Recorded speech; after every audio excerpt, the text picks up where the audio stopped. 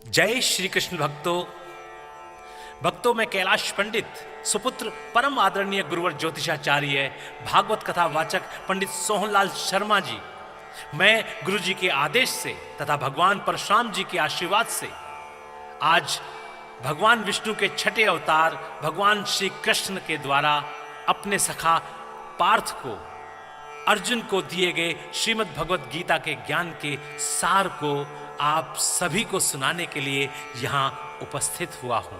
भक्तों, श्रीमद् भगवत गीता के 18 अध्याय हैं। मैं कैलाश पंडित एक एक करके सभी अध्यायों का सार आपके समक्ष भावपूर्ण स्वर के साथ प्रस्तुत करूंगा। मैं गीता सार को आरंभ करूं उससे पूर्व कृपया आप सभी हमारे इस चैनल को अधिक से अधिक संख्या में शेयर करके सब्सक्राइब कराएं, जिससे सभी सनातन धर्म प्रेमियों के पास ये गीता सार पहुंच जाए और उन्हें धर्म लाभ प्राप्त हो, उनका कल्याण हो। तो बोलिए भगवान श्री कृष्ण की जय। भगवते वासुदेवाय नमः। बोलिए श्री कृष्ण महाराज की जय। प्रिय भक्तों, श्रीमद् भगवत गीता सार का 5वां अध्याय आरंभ करते हैं। बोले श्री कृष्ण भगवान की जय। अर्जुन बोले, हे कृष्ण, तुमने पहले कर्मों का त्याग करने को कहा, फिर कर्म की प्रशंसा करते हो। इन दोनों में जो अधिक हितकर है वह एक बात निश्चित करके बतलाओ। श्री कृष्ण बोले, कर्मों का त्याग और कर्मों का करना ये दोनों ही मोक्ष देने वाले हैं, परंतु इन दोनों में कर्म त्याग से कर्म योग हितकर है। जो किसी से द्वेष नहीं रखता, न किसी पदार्थ की इच्छा करता है, वह सन्यासी है।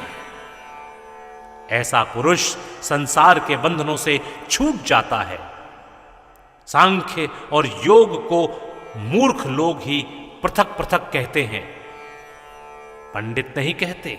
जो इन दोनों में से एक में भी अच्छी तरह स्थित हो जाता है, उसको दोनों फल प्राप्त होता है। ज्ञान योगियों को जो स्थान मिलता है वही कर्म योगियों को प्राप्त होता है। ज्ञान योग व कर्म योग एक ही हैं। कर्म योग के बिना संन्यास का प्राप्त होना दुष्कर है। कर्म करने वाले मुनिजन को ब्रह्म प्राप्त होने में विलंब नहीं लगता। कर्म योग युक्त शुद्ध अंतःकरण वाला, मन तथा इंद्रियों को जीतने वाला, संपूर्ण प्राणियों में अपनी आत्मा को देखने वाला, कर्म करता हुआ भी कर्म फल से लिप्त नहीं होता। योग मुक्त तत्ववेत्ता पुरुष देखते हैं, सुनते हैं, स्पर्श करते हैं, सूंघते हैं, खाते हैं, चलते हैं, श्वास लेते हैं, तो भी यह नहीं मानते हैं कि मैं कुछ नहीं करता। वे बोलते हैं, त्यागते हैं, ग्रहण करते हैं, परंतु यही मानते हैं कि मैं कुछ नहीं करता। और यह मन धारण करते हैं कि इंद्रियां ही अपने अपने विषयों में बरतती हैं। जो प्राणी ब्रह्म में अर्पण कर संग को त्याग कर कर्म करता है, वह पाप से लिप्त नहीं होता। जैसे कमल पत्र पर जल नहीं ठहरता, योगी जन शरीर से, मन से, बुद्धि से तथा इंद्रियों की आसक्ति से रहित होकर आत्म शुद्धि के निमित्त कर्म करते हैं। योग युक्त पुरुष कर्म फल त्याग कर मोक्ष रूप शांति का लाभ करता है, और जो योग रहित है वह कर्म की इच्छा से बंधन में पड़ जाता है। सब कर्मों को मन से त्याग करके प्राणी इस वन द्वार इंद्रियों की देह रूपी पुरी में न कुछ करता है और न करता हुआ आनंद पूर्वक रहता है। परमेश्वर किसी कर्म में प्रवृत्त नहीं करता, कर्म और कर्म फल को उत्पन्न नहीं करता, ये सब प्रवृत्ति द्वारा होते रहते हैं। परमेश्वर किसी के पुण्य तथा पाप को नहीं लेता। ज्ञान जो अज्ञान से आच्छादित है उससे जीव मोह को प्राप्त हो जाते हैं, परंतु आत्मज्ञान के द्वारा जिनका अज्ञान नष्ट हो गया है उनका वह आत्मज्ञान परमेश्वर के रूप को ऐसा भासित करता है जिस प्रकार सूर्य संपूर्ण संसार को प्रकाशित कर देता है। उसी परमात्मा में जिसकी बुद्धि स्थिर है और उसी में मन लगाते हैं, उसी में निष्ठा रखते हैं और जो सदा उसी के ध्यान में लगे रहते हैं, ज्ञान द्वारा जिनके सब पाप नष्ट हो गए हैं, वे इस संसार में जन्मते नहीं। विद्या और विनय से संपन्न ब्राह्मण में, गाय में, कुत्ते में और चांडाल में पंडित जन की दृष्टि समान रहती है। जिसके मन में इस तरह की समानता उत्पन्न हो गई है उन्होंने इस लोक में जन्म मरण रूप संसार को जीत लिया है, क्योंकि ब्रह्म निर्दोष और सर्वत्र समान है। इसलिए वे ब्रह्म को प्राप्त हो जाते हैं।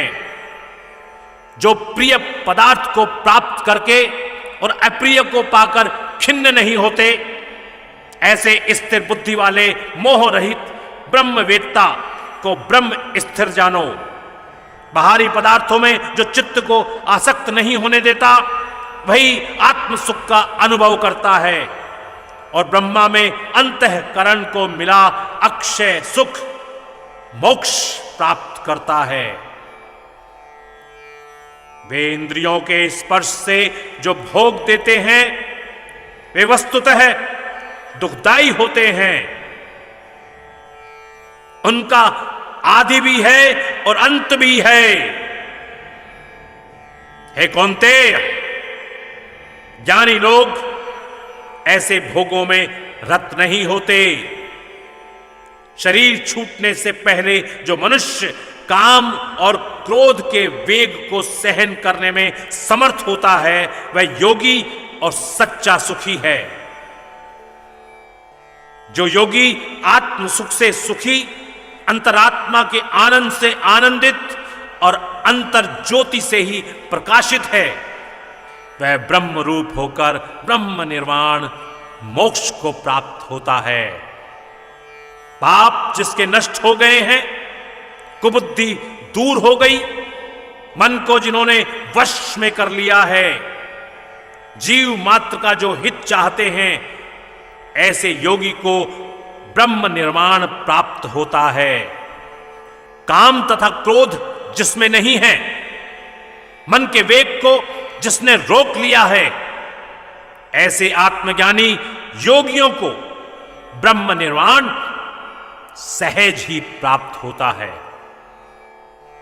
बाहरी पदार्थों के संयोग से अलग रहकर दोनों भौं के बीच में दृष्टि लगाकर नासिका के भीतर चलने वाली प्राण अपान वायु को सम करके इंद्रियां बाहरी पदार्थों के संयोग से अलग रहकर दोनों भौं के बीच में दृष्टि लगाकर नासिका के भीतर चलने वाली प्राण अपान वायु को सम करके इंद्रियां मन और बुद्धि को वश में करके इच्छा, भय तथा क्रोध को त्याग मोक्ष की इच्छा करने वाले योगी जीवन मुक्त हैं। जो मुझको सब यज्ञों और तपों का भोक्ता, संपूर्ण लोकों का स्वामी और सब प्राणियों का मित्र जानते हैं, उन्हीं को शांति प्राप्त होती है। बोलिए श्री कृष्ण भगवान की जय। भक्तों, इति श्री श्रीमद् भगवत गीता सार पंचमो अध्याय। हरे नमः। बोलिए श्री कृष्ण भगवान की जय। ओम नमो भगवते वासुदेवाय। नमः नमः नमः।